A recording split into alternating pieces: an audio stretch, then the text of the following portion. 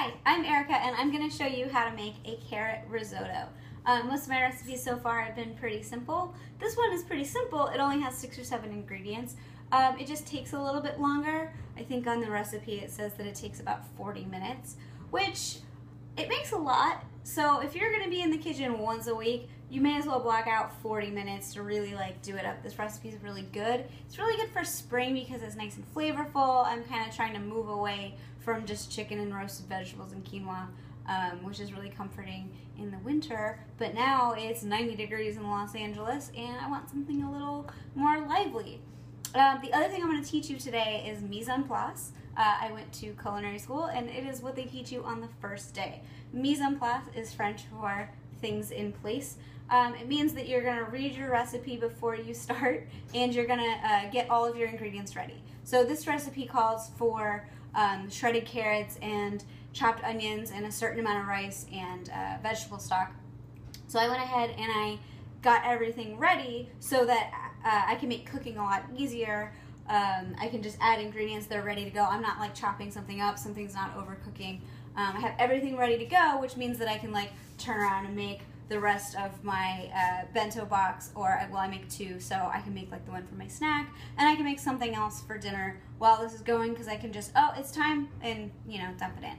So let me show you my mise en place, and we'll start. So here is my mise en place for the carrot risotto. I have my 2 pans ready to go. I'm going to put vegetable stock in here and heat it up, and I'm going to use this as my main pan. I've got 6 carrots that have been shredded. I have an onion that's been diced. It's a medium-sized onion. I have a ½ cup of white wine. I use a dry white wine. And I have 2 tablespoons of butter. I have a 1/4 cup of Parmesan cheese, 1 1/4 cup of rice, and then I have my thing of vegetable broth. If you are not vegetarian, you can just use chicken. You can really do whatever you want. So the first thing I'm going to do is I'm going to boil this, because when you add it to risotto, it cooks faster if it's already heated up. So I'm going to dump this in a pot, throw it over high heat. It's a little dark in here right now. And then I'm going to take this pot, turn it over, let's do a medium heat. And I'm going to take 1 of my tablespoons of butter, and melt that. Once my butter is melted, I'm going to add my onions, and I'm going to add my carrots. I'm going to cook those until the onions are soft. It's going to be about 5 to 7 minutes. They'll turn translucent, you will notice.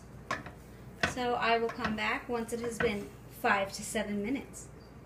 So it's been about 7 minutes. My onions are nice and soft in there. My carrots are hanging out. It starts to smell really good. That's another sign you'll know to see when it's done. Let's see. Next, you're going to add your rice. I'm using arborio rice. It is specifically for use in making risotto. You don't have to. You can use, I like Calrose rice. And the recipe I got actually uses just regular old long grain rice. So here's my rice in, and then I'm going to add my wine. So I'm not a big drinker. I just kind of picked up whatever was at the store that was. That was $5 or so. And you're going to stir this until it's all absorbed, and it should take about 2 minutes. So keep stirring and let it kind of absorb, and then after that you're going to add your vegetable stock. Alright, so all the wine has been absorbed. The next thing you want to do is add about 2 cups of the vegetable broth. And if you've got it on the stove, it should be nice and hot. I'm using this big old ladle here, and I would say that's about 3/4 of a cup. So I'm going to do 3 of those. And the toughest thing about risotto, it's pretty easy, it's just time consuming. The toughest thing for me is letting all of the liquid absorb and having that patience to just let it be and let it become its fabulous self. So I'm going to stir this. It's over medium heat. And as it absorbs really slowly, it'll start to make a creamy texture. So that if you are vegan, you don't have to add the cheese at the end, and it'll still be really creamy and delicious. So I'm gonna let this now sit. This should take about maybe 10 minutes for the first, you know, that's not quite 2 cups, I don't think. It should take about 10 minutes for the first batch of liquid to absorb. So the whole cooking process for the risotto takes about a half an hour. And I mean, just be in your kitchen. You can make other parts of your bento box. You could hard boil some eggs. You could make, I bought cornbread mix, so I might make that. But you can, you know, use your time wisely, and then every couple minutes just come and give this a little stir so that it doesn't settle in one spot too much. So yeah, I'll see you back here in 10 minutes. So my first batch of liquid has been absorbed, and at this point I'm going to start adding a couple ladles of vegetable broth at a time. I actually added about 2 cups of water to my broth because I just wasn't going to have enough. So yeah, so your total cook time for adding the broth and letting it cook in and then adding more broth, that whole process should be about a half hour. So if this is the first time you've made it and you're not sure what you're aiming for, set a timer for about a half an hour and then check it at the end. You're looking for, like, the rice should be cooked and it should be like a soft, creamy texture. So yeah, it shouldn't be like crunchy or anything. And if it is, then just add more liquid and you can start, if you run out of the vegetable stock, just start adding water. And that's really all there is to it. So I'm gonna let this cook down and I'm gonna do some other stuff. I've been adding in the vegetable stock for about a half an hour.